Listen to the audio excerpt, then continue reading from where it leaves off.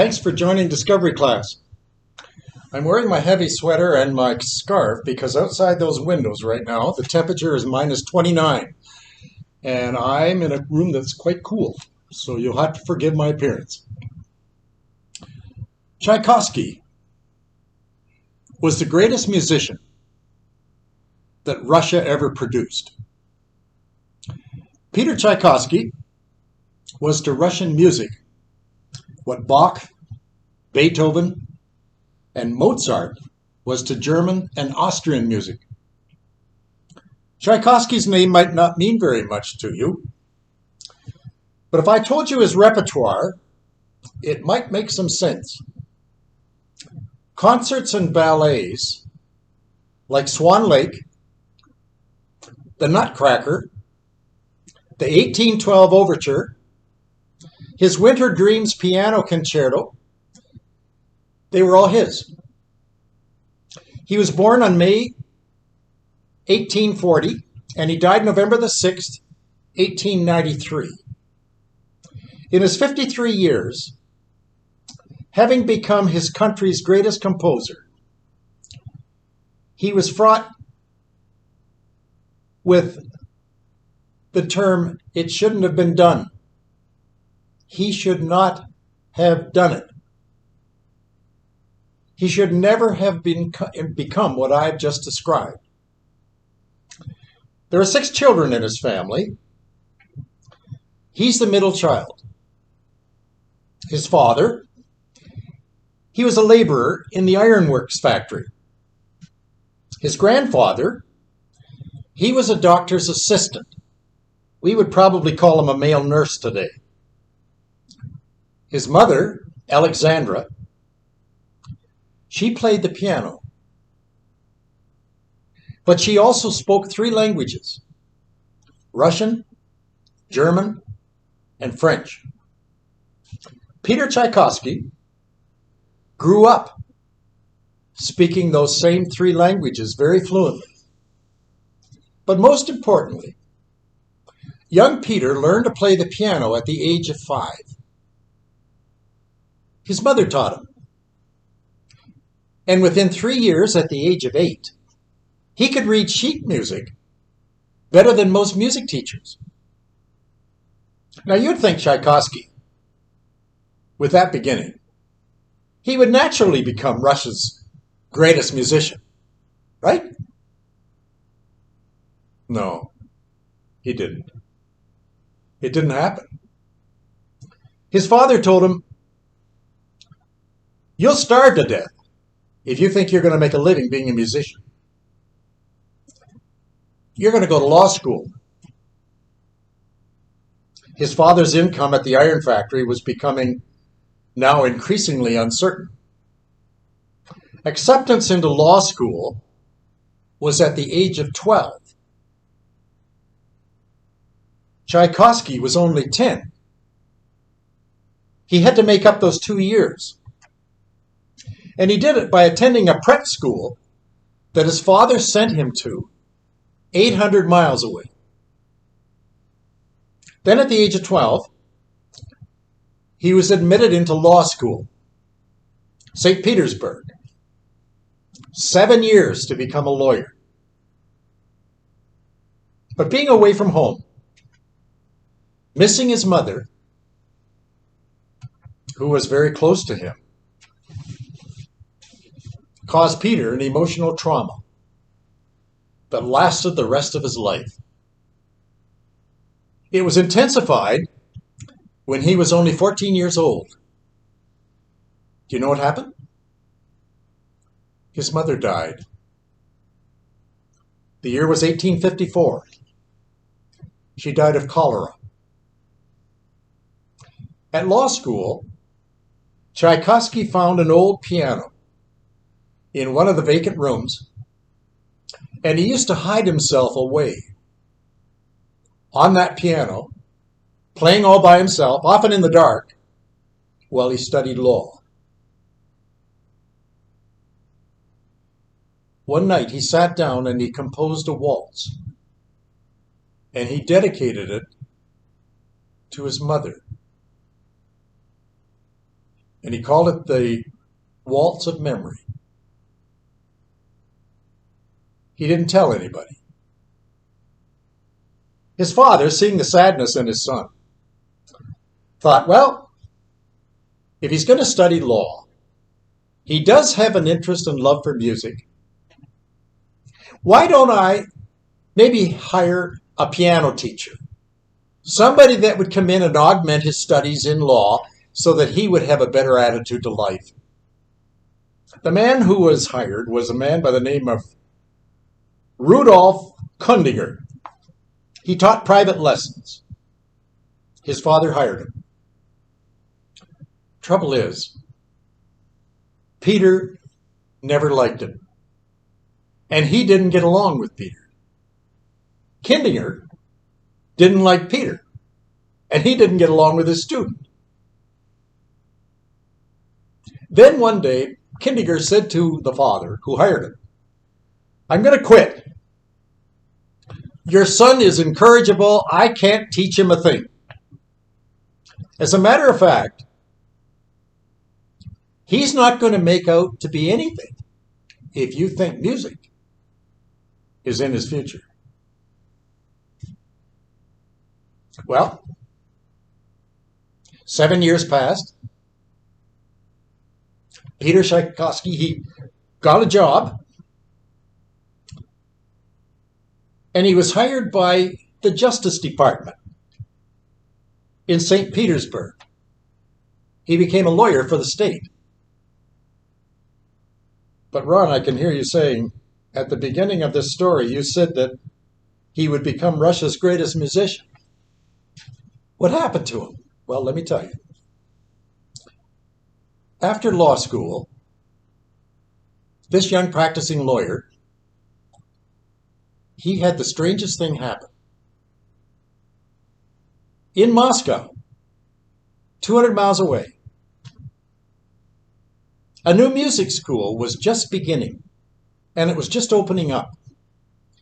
And they were hiring new teachers for the Moscow Conservatory. The year was 1866.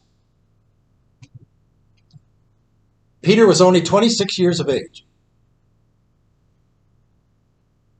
With his mother's waltz in his hand as the only music, he showed up at the door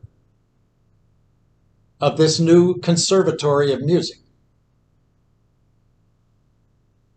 And he went to the HR department and he said, I understand you're hiring student teachers. Yes. I would like to apply. What's your name? Peter. Peter what? Peter Tchaikovsky. Where do you live? I live in St. Petersburg. What do you do for a living now? He said, I'm a lawyer. Well, if you're a lawyer, why are you here asking for a job in music?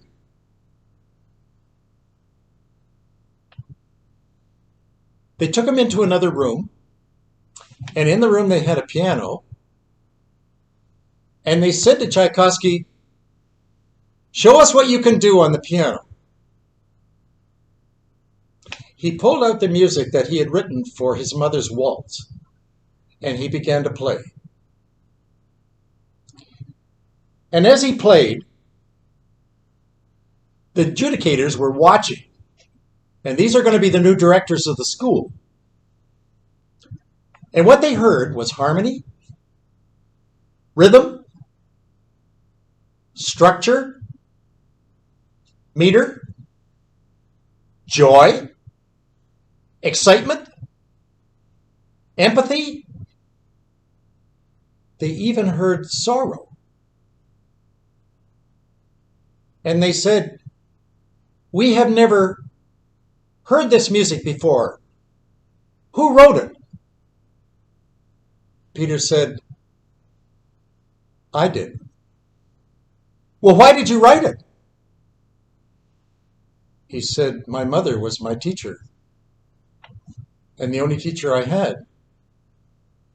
And I wrote it in memory of her. Guess what happened? Tchaikovsky was hired. His father hardly ever spoke to him again the rest of his life. Peter's breakthrough had happened.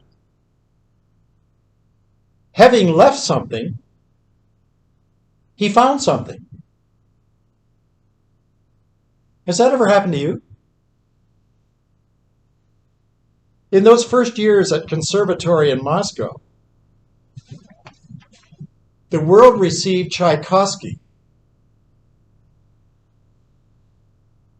And in that first number of years, he wrote a concerto that was called The Winter Dreams.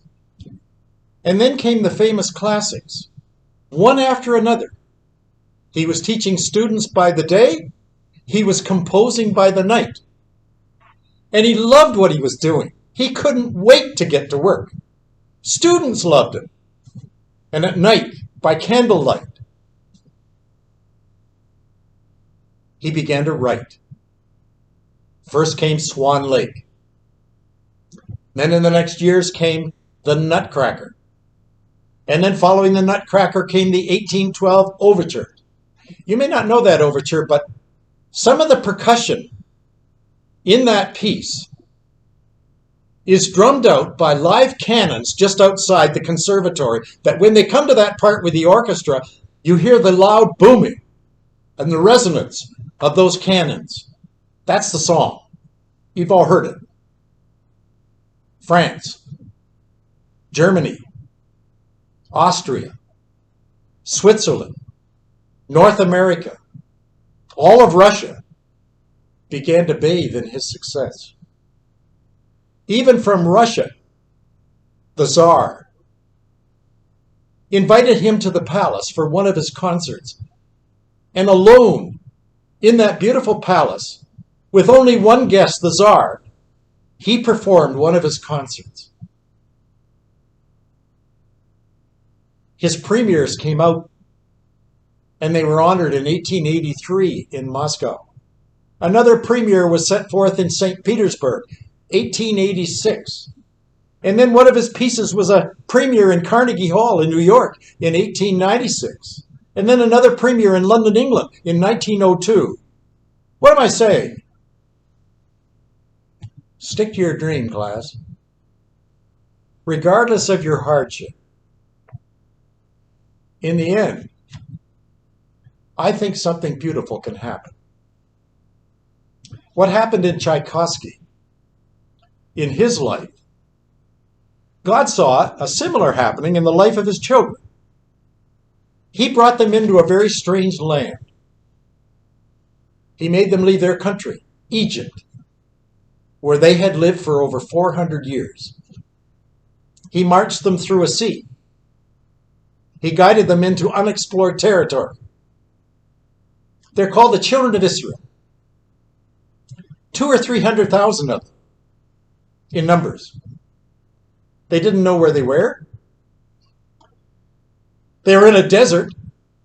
Everything around them was strange. There was nothing familiar. We left Egypt. They began to cry. Take us back there. I know we were slaves, but slavery is a lot better than this. In other words, they shouldn't have done it. Peter Tchaikovsky shouldn't have done it. He should have been a lawyer. Stay in your law business. You've already trained. You've got a good income. You shouldn't have done it. That's what his dad said. God wanted his children to trust him. He had something in mind for them that was far better than Egypt. It was better than anything that they had ever seen before. Quit worrying, God said. I'm going to look after you. I liberated you from slavery. I want you to trust me. I've created a path for you through the sea. It's going to get hot out here in the desert. I've prepared an air conditioner for you. He gave them a cloud to follow during the heat of the sun. He set a fire in the sky to keep them warm at night. He gave them food to eat. He filled their bellies with fresh manna. Every morning, every night, the quail would appear, and they enjoyed many pheasants at their table every night. The people were told to take enough for only one day. All their needs would be met, one day at a time. Even though God kept his word, they didn't keep theirs. They had a hard time believing that this was the work of God. Logic said, hoard it. Keep gathering as much as you can, because when he quits, we've got something. The food went rancid. It soon spoiled. Tomorrow, I'll bet God forgets me. Class, have you ever thought that? Did you ever think that God would forget you? He's not coming back. So they took more than one day's share of food, and overnight it spoiled. And God said to them, take just enough. Take just enough for today. I'll worry about tomorrow, God said. I want you to trust me. However, on Friday, they were told to take 2 days' supply of food, because the next day was a Sabbath. It was a day that God set aside for mankind to meet their Creator. They were going to have a meeting place. Have you ever taken time out to meet your Creator? On that Sabbath day, the food collected from the day before did not spoil.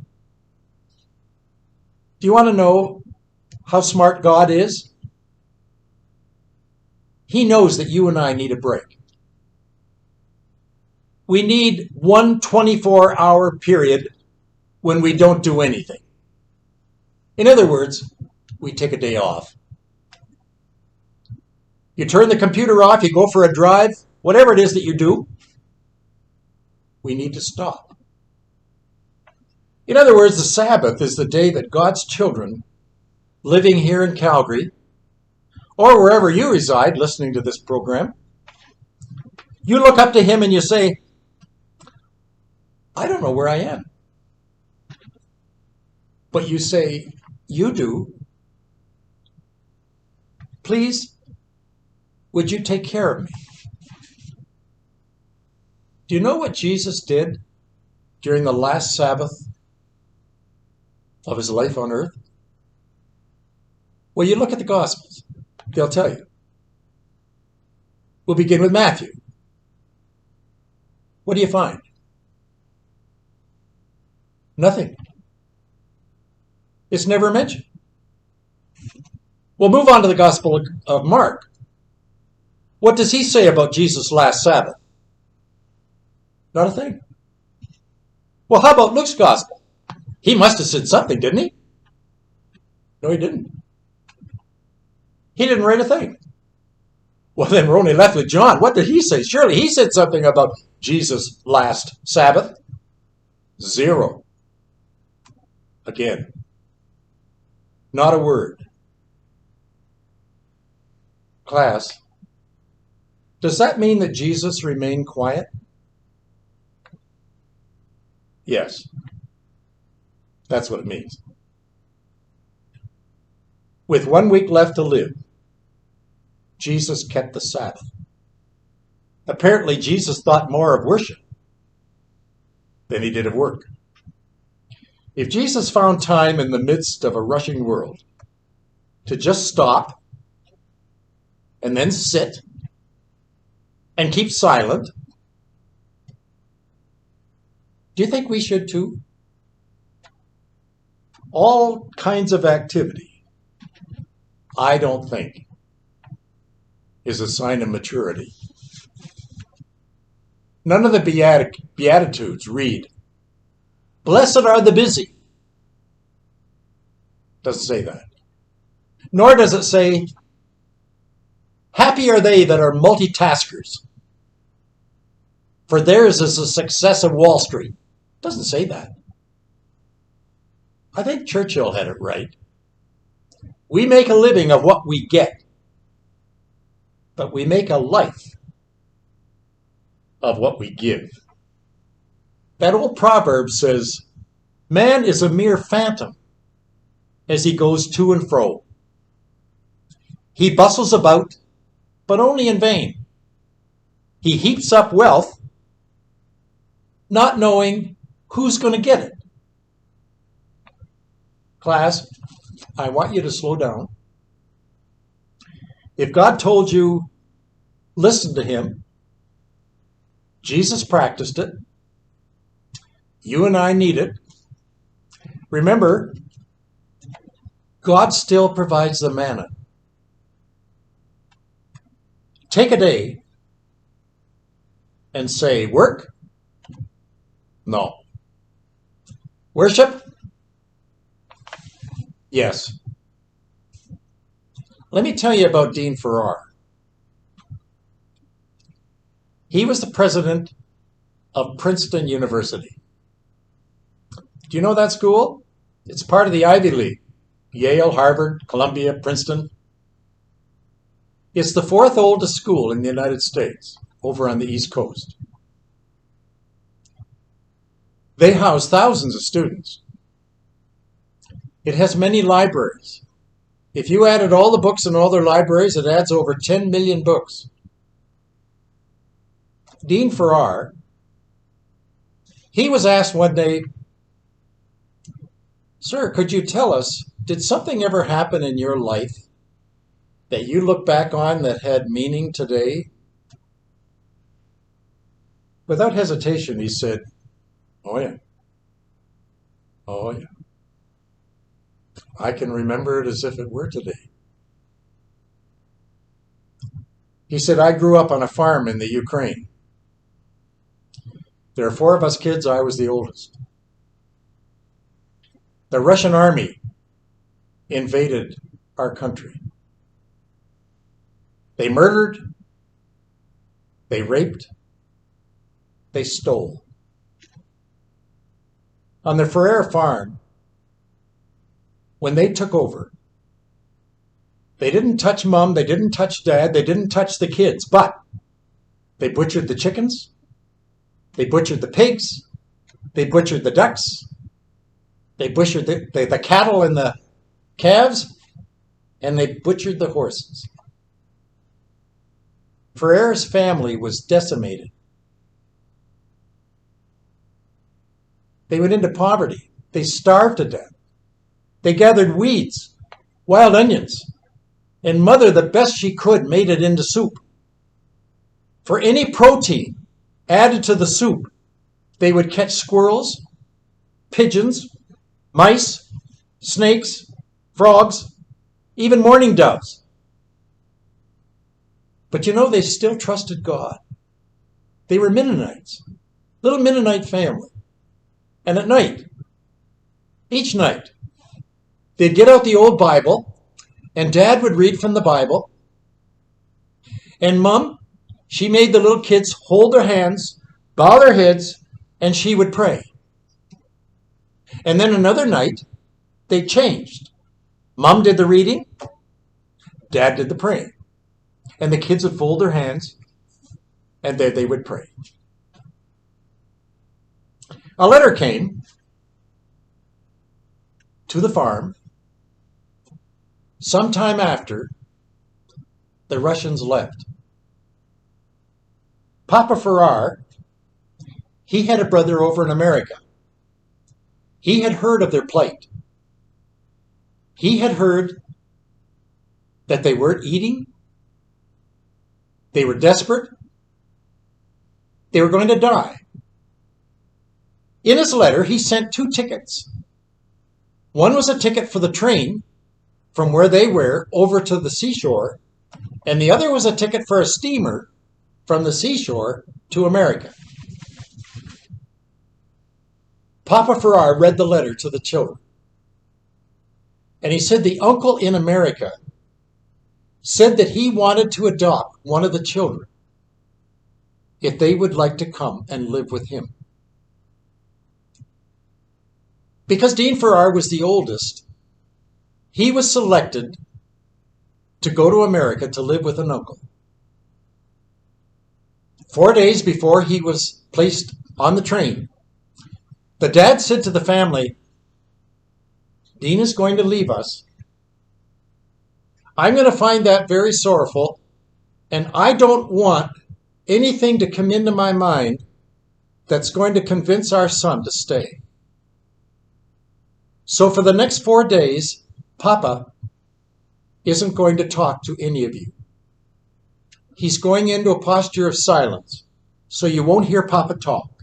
You can talk, Mama can talk, but Papa won't talk.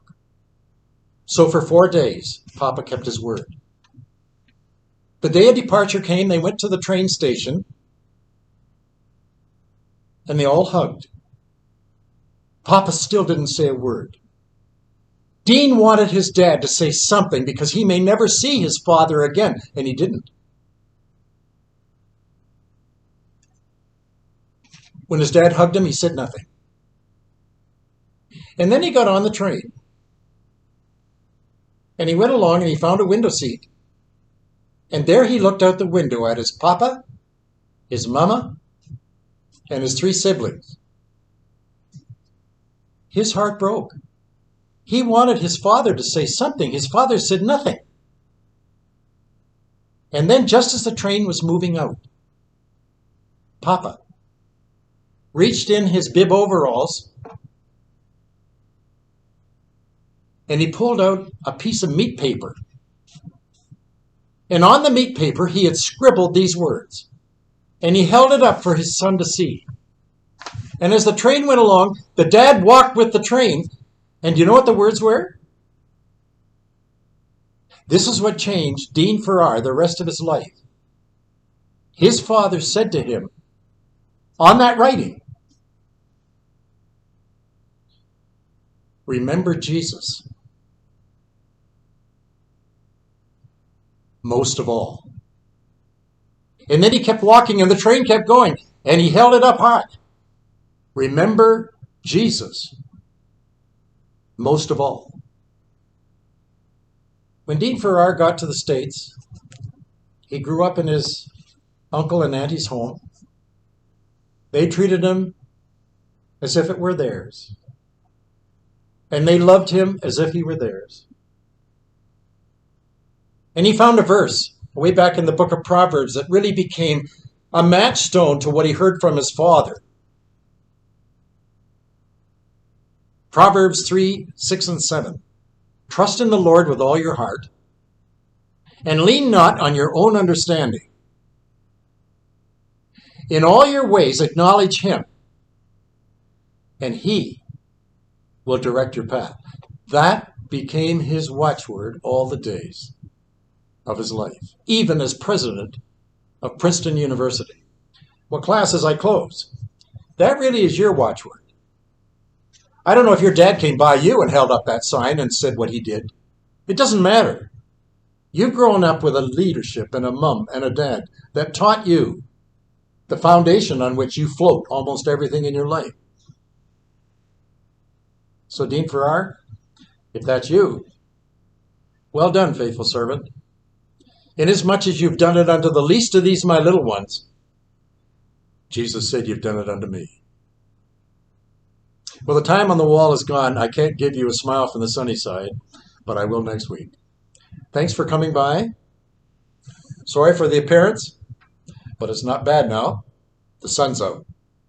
See you next week.